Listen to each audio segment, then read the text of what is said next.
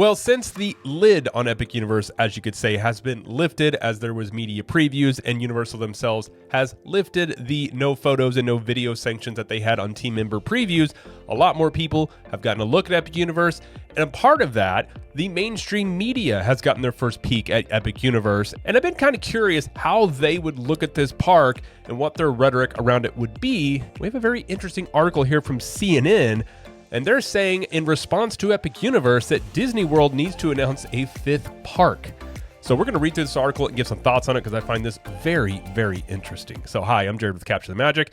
We're not going to read through this entire article. So this is by Natasha Chin. She was part of the media previews at Epic Universe. And the article here says, Flying Dragons and Omnidirectional Elevators inside Epic Universe, one of the largest, most expensive theme parks ever made. So like I said, we're not going to read through this entire article. But this beginning part, we'll read through then the interesting part about the fifth gate. And one thing I am curious about, and I already see an error in this, is the facts that the mainstream media will get about this. Because again, these people are not tuned into theme parks as much as, say, like, you know, the audience here, YouTube channels that cover this stuff, like, you know, obviously much more plugged into these things in this realm of the internet. So it's kind of funny to like sometimes see people come over to it and see kind of what they end up saying. At 750 acres, including both guest areas and backstage space for employees, it is believed to be the largest theme park in the world and estimated to have cost up to $7.7 billion to build, according to Dennis Spiegel, owner and founder of consulting firm International Theme Park Services. Universal hasn't commented on the park's cost. So this is another thing about some of these details here. I don't know who Dennis Spiegel is. 750 acres is the entire land mass of the Epic Universe area. That is not the area, that's not the size of Epic Universe. Epic Universe itself is 110 acres, give or take. It's not the largest theme park in the world. There is a lot of backstage areas and other parts, but all that land, like some of this is already been, you know, ready for hotels to be built on, future expansions, future perhaps theme parks in this area, but not all of that 750 acres is for Epic Universe. So that's not I would say entirely accurate, but he may have been talking about the whole thing there, but the other way, just want to point that out. The $7.7 billion falls right in line with what I've heard, $6 to $8 billion to build this, so I think that is correct. He goes on to say, I've seen them all, Spiegel said, of the theme parks around the world, and Epic Universe, he said, is too damn good. That first impression has everything to do with Universal's use of the most advanced technology available, coupled with intentional design to build a sense that the visitor is truly in a fantastical space with no glimpse of the outside world. So they go on here to go through each section, which we're not going to do because we've already talked about at length, and most people probably already know this, but you've got Celestial Park, Super Nintendo World, Dark Universe, How to Train Your Dragon, Isle of Berk, and the Ministry of Magic, which is one of the new Wizarding World editions. But this is the part that I find very interesting. This is the final section. Go, what the new park means for Universal's biggest competitor. With so much buzz around Universal's new park, industry experts are watching for Disney's response. They already had their response, though, at D23. I mean, the stuff they're currently building, which will not be ready for years, 3 to 5 years, I'm going to estimate, at least. Some of this is going to be, you know, into 2030 if you're talking about Villains Land. So they've already had the response, I do believe. It says, quote, Disney and Universal are in the greatest boxing match they've ever been in at this point in time, and it's a slugfest, Spiegel said. I believe that within 12 to 16 months, Disney will announce its fifth gate theme park because it's necessary. That is a wild statement, and I do not believe that for one moment that Disney is going to announce a fifth gate anytime soon. I've talked about this before, but they already announced all the things they're going to do. They've already talked about the, I think it was $60 billion investment into the parks, and part of that is going to be the cruise lines. I mean, they've already announced their investments they're going to do essentially for the next decade. Now, I'm sure there's going to be more things they will announce, I'm sure, but I don't see them announcing a brand new park in the next 12 to 16 months. Also, given I think Disney would be better off, you know, going back into the existing parks and not just replacing attractions, but actually expanding and adding to these theme parks, especially like Animal Kingdom. They are getting some new things with the stuff they're doing there with the Tropical Americas, Indiana Jones, but that park still needs a lot more attractions and things to do. You could say the same thing for Hollywood Studios, as that park has a massive issue with wait times. So in theory, you can make an argument for a fifth gate. I think that argument may have been stronger a few years ago, but I don't think Disney is going to be announcing a new park at Fifth Gate for the next decade. I really don't think that they will. If you look at what they're doing, that they're already spending a ton of money on the things that they're currently building. And again, I don't think they need to do it. I think they need to restructure kind of how they run things now. Take this time to, put effort and time into your maintenance, into your park operations, into fixing a lot of, there's small things around the parks that need to be fixed. Bring back Streetmosphere, getting back to the things that made Disney World over the years. And then, when your things come online, how the public reacts to those, how does that drive your attendance? And from that point, if it has a positive impact for them, then at that point, you're seeing, the ROI come in from that. Then I could see them perhaps announcing a brand new theme park that would be built sometime in the near future. Because again, you already have the things you're building. In Disney, I don't recall them ever building this much stuff at the same time. Out of all the things they're building, you can make an argument. You've got the Cars Land area, which, again, we're not going to talk about what it's replacing, but you got the Cars attraction. You have Monsters, Inc. You have Tropical Americas. You have Indiana Jones. You have Villains Land that they've announced. That's 5 different things that they're building. That could be its own theme park in itself. So in many ways, Disney probably is already going to be spending well into the billions for these new attractions that they're building. I just don't see them committing another $6 to $8 to $10 billion on that front to do, announce a new park, unless they're just announcing it to try and kind of get some limelight away from Epic Universe, get people excited. But again, I think this has gotten Disney in trouble in always having to announce new things, kind of like an Apple event every year. And so at D23, if they were to come out and say, we're building a 5th new gate, I don't really know how the audience would take it. I think it would be very general, very vague about what they would do. And I think the audience at this point is in a wait and see mode with Disney. And I think if Disney is looking at doing a 5th gate, they need to deliver first on the things that they've already announced. Deliver on those at the highest level that you can do it, and then prove to the audience that you will follow through on the things that you do announce. If you announce too many things going on, again, you have a new CEO coming in. There's a lot of moving parts that could lead to these things either not being completed or being reduced, like we've seen with Epcot and some of these other attractions, and then leaving the fan base underwhelmed yet again. So I think Disney really needs to get out of this mode of announcing things all the time at their D23 events and maybe adopt more of the model that Universal does, which is we're announcing something at some point. We're not going to give you a lot of details, but we move pretty quick here. And then the concept art is going to be exactly what the attraction, the land, the theme park that we're building, that's what it's going to look like. And I think Disney could take a page out of that book and implement it into how they run their parks. And you have a new CEO coming in 2026. Even if they did announce a new theme park, is the new CEO going to go along with that to commit 6 to 8, maybe $10 billion to do that? I don't know. That's a lot of things to put on the next CEO, and I don't think Iger is going to be announcing that anytime soon. I think the only scenario in which that would happen is if Epic Universe drastically impacts them and really, really hurts them, and it's more of a knee-jerk reaction, which I do believe, Disney is very reactionary. It would be a reaction to how much Epic Universe has impacted them and them trying to basically follow that mold. I just don't see it happening. And really, Disney doesn't have to react that much. They're still, even with Epic Universe, Magic Kingdom's attendance is still going to be number one. I have no doubt about that for the coming years. Obviously, Animal Kingdom is going to have an impact. I think that one's going to get hit the most. I think Hollywood Studios will have quite an impact on its park potentially.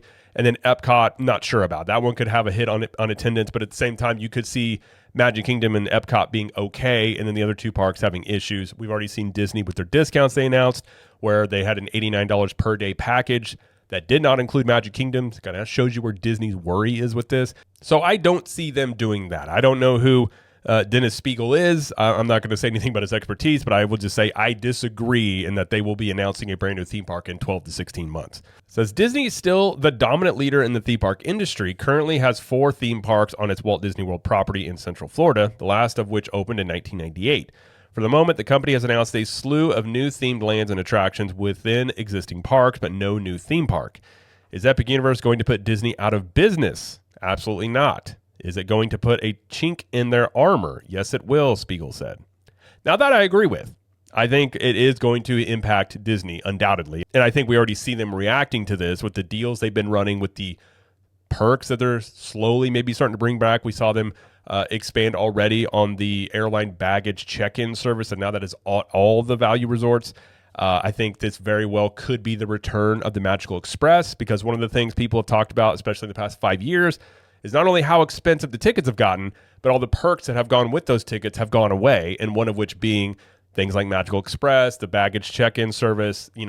Hopefully it's things like buying things in the theme park, delivering it to your hotel room. So I think Disney has a lot of cards left to play that they can utilize before they even get to the one that would be announcing a new theme park. I think that would literally be the Hail Mary, pull this card because we got nothing else left after they've tried everything else. So I think they still have a lot of things involving bringing perks back.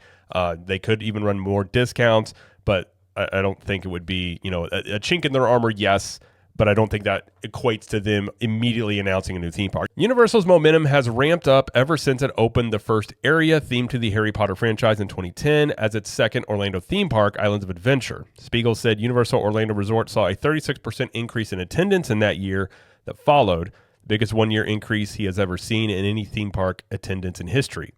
In Disney's 2024 fourth quarter earnings call, Hugh Johnston, Chief Financial Officer of the Walt Disney Company, highlighted positive early bookings for this summer and said the history of other non-Disney parks opening in Florida has been positive for Disney bookings. Historically, with new lands, but I do think Epic Universe presents a brand new situation to this, which is a brand new theme park has not opened on this level since 1998, and no theme park this advanced with this much stuff going on with it at a time when Universal has been eating into market share. And when Universal's also trying to get people to choose them over Disney, they've said as much. They want to be the number one choice, and they're incentivizing people to book 3, 4, 5-day vacations, 5-night vacations, and eating away at Disney's market share essentially. And while he did say that in December, they weren't as bullish when it comes to the most recent earnings call. Hugh Johnson said in the most recent one that they anticipate a slight impact from Epic Universe. So they've changed their tone a bit about the impact of Epic Universe as we've gotten closer to it opening. And I think as well, you look at the discounts, you look at the things that they're currently doing. These are not things that you do as a company if you think that your bookings are going to be positive alone from Epic Universe. These are obviously things that you do when you're trying to incentivize people to come to your parks. You run massive discounts, you start bringing perks back. We're talking they have a 50% off kids ticket. I haven't seen that from Disney ever that I recall. So they can say whatever they want to say in the earnings calls, which they're going to say that because obviously they don't want to spook investors and they want to, show everything's hunky-dory. But at the same time, their actions are going to speak louder than their words. And I think their actions are showing that something in their bookings they're not liking. And I'm wondering if that is maybe getting toward the fourth quarter bookings that they normally see a certain percentage of people booking hotel rooms or buying tickets, and they're not seeing that same percentage. And the fourth quarter is a big year or a big part of the year for Disney that involves Christmas, the busiest time of year at Disney World. And if they're seeing weakness there, that would make a lot of sense. That's a lot of the deals they are running on top of the deals they announced just a few months ago as well. So they've run 2 different phases of discounts essentially before Epic Universe opens. It says, while that may be so, Stella, I think she's referring to Alicia Stella, I think they interviewed her for this article, believes the typical family vacation where most of the time is spent at Disney World with a small portion of the week at Universal may shift in balance. I think that's definitely possible. I could definitely see it being, well, we need 2 or 3 days at Universal, so we'll only do 2 or 3 days at Disney, Stella said. If they're coming to Orlando anyway, or if they're coming to Epic Universe on purpose, will they decrease their stay elsewhere like Disney? Will they skip SeaWorld altogether? Well, and I've said that scenario, I've said that it's not that people may not go to Disney. They may not go to Disney as long. I mean, if people typically were going, 4 or 5 nights, and then they just, they're coming in for Epic Universe doing 2 or 3 nights, and then they just add on maybe 2 nights at Disney. They still go, but they're not going as long. That is going to hurt Disney as well. And I think I've heard tons of comments on this channel and from, listener feedback. And granted, this is anecdotal, but people that have been going to Disney for years have said, for the first time ever, we're going to Universal for a whole week, or we're spending most of our week at Universal with a few days over at Disney. I think that could be indicative of what maybe Disney is looking at and what they're seeing and trying to chip away dates from Universal. I think that may be happening in real time. SeaWorld, I have no idea about. I've never been a big fan of SeaWorld. Their food is insanely expensive. Our kids enjoy it with the animals, but we talk about like the prices of food and parking and things. SeaWorld is at another level. I will just say that much. Spiegel said everybody subscribes to a rising tide floats all boats, but it does eat up some of the market too. I don't know if everybody subscribes to that. Potentially that is true. Disney has said that in the past, but they haven't said that in a while. And again, I think their actions are kind of showing that a rising tide alone is not going to be something that maybe helps them in this situation. He added that he expects 2025 to be a year of heavy discounting by all parks, not just to compete with Epic Universe, but to anticipate a worsening economy. Even with the stock market roller coasters and Goldman Sachs predicting that recession odds are rising, Spiegel predicts at least 6 million guests will visit Epic Universe within its first year. Calvin said what he saw on the Harry Potter ride is indicative of the spectacle Universal has created in the entire park. This is sort of a very good example of why we love theme parks. Where else can you literally step into a movie like this? So if we take that 6 million guest number in 2025, obviously Epic Universe is not opening until May. So essentially you'd be looking at like 7 months worth of attendance. So if you take that number and then you basically apply it to, on a monthly basis, put that over 12 months, you'd be looking at a little bit over 10 million, like 10.2 million visitors, which would be more than what Universal Studios and Islands of Adventure both had, at least individually, in 2023, which is the most recent numbers that we do have. I don't know where the number would go. I think obviously Epic Universe is going to drive up attendance at Universal Studios. I don't know if 6 million is undercutting it or overshooting it. I don't really know about that end, but I do think you give Epic Universe like in 2026, like you potentially could see that park creep up into the top 3 theme park domestically. I don't know about worldwide, but it'll be interesting to see how that ends up shaking out. But we're not going to get those numbers until, those are delayed, so we won't get any of those 2025 numbers until mid 2026. So it's going to be quite a while before we know any of those numbers. That's what's called the Theme Park Entertainment Association, I believe, report. I think it's called the T report. Now, I can't speak to the Harry Potter ride. Like I said in another video, we were there on the same days the media was there. We were not part of the media. We were invited to come, and I didn't get to check out Harry Potter. We didn't even get to go through the queue because it was closed for media that day. But I can say Monsters Unchained is a spectacle. It's unlike anything I've ever ridden before. And I've talked to a couple of team members at Universal that were, in management that had gotten to ride it. And their descriptions of it were pretty out there in terms of how insane this ride is. And they basically said it makes Monsters Unchained look subpar compared to it. It was their words.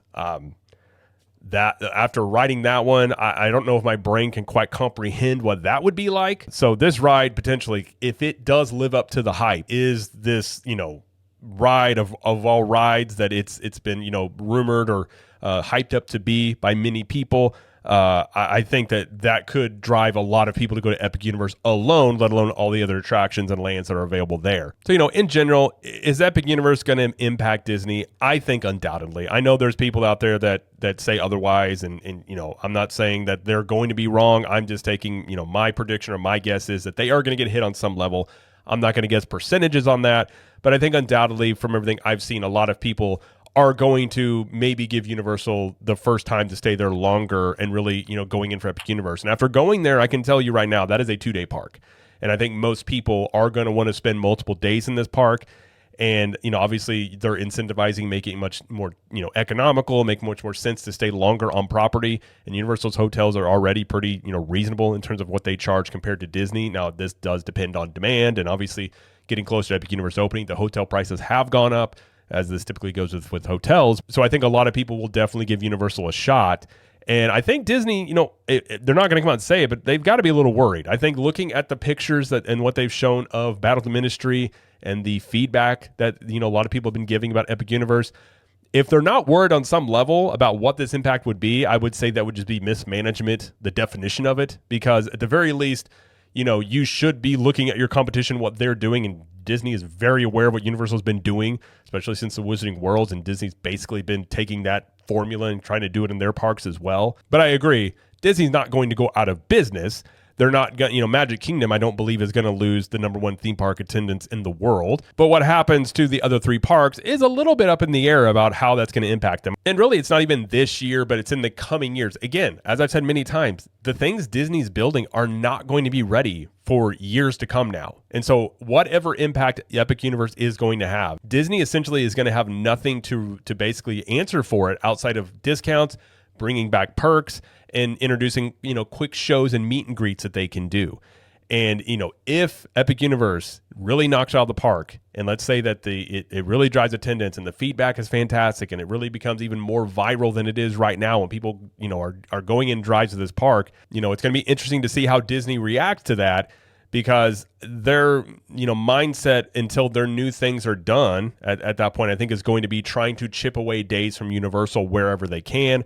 I think a lot of what they could do is bringing back, like saying Magical Express, as I think that was a major asset to them that they cut away. And I said the whole time I thought that was a mistake, but that was your first foot getting people inside the Disney bubble, which is their greatest asset, is the land that they have, the size they have, and the fact that they have, they had the bubble. They could get you in there and they would just take care of you the whole time you're there. And you could see them bringing that back. If they got bad enough, I could also see them doing something on the Lightning Lane multi-passes. Now, I don't think they're going to bring back FastPass Plus. Ever since they introduced Genie Plus and the Lightning Lane system, I mean, they've made, well, at this point, over $1 billion from that. So I don't believe that they're going to make that free, but they could incentivize it by saying if you stay at a deluxe resort, you get, Lightning Lane multi-pass included in your stay, things like that. I could see them going that route and really trying to bring back a lot of those perks and running discounts. I think that's something they would definitely do. To sum this up, though, a lot of the things they said in here, I do agree with, but I don't necessarily agree with the timing of what they would say a fifth gate is for. But I do think it'll be very interesting, especially once, Epic Universe opens. What's the mainstream's reaction to this? As we've already seen them really go at Disney many times in major publications about their pricing, about different aspects of how they've been running the parks. And if Epic Universe is a massive success, I am very curious what that rhetoric will be on the mainstream media side, because Disney, for the most part, like what I've been told, is they don't necessarily listen a lot to the vocal fan base because they feel like they make more money with, big money people coming in for big trips or overseas guests. But one thing Disney does sort of react to is mainstream outlets and mainstream media. I think they would be much more inclined to, if they felt the heat from that, to maybe feel like they had to make some sort of, statement or big announcement to try and alleviate that. But obviously that's a potential scenario. We don't know how that will shake out, but it will be very interesting to see the rhetoric around that when Epic Universe opens, and obviously how it does affect Disney and what it looks like going into the end of the year. I think that will be very, very interesting, and we will talk about it on here, of course, as all that happens. So if you want to be up to date with everything in the theme park realm, be sure to subscribe to the channel here, as we will keep you up to date on everything. But either way, that's going to be it, though, for this video. If you like this video, please like it and subscribe to the channel, as we do lots of coverage here of Universal Studios, Epic Universe, Disney World, and pop culture. And let us know in the comments, do you think Disney World is going to announce a fifth gate in the next 12 to 16 months? And until next time, we will see you in the parks.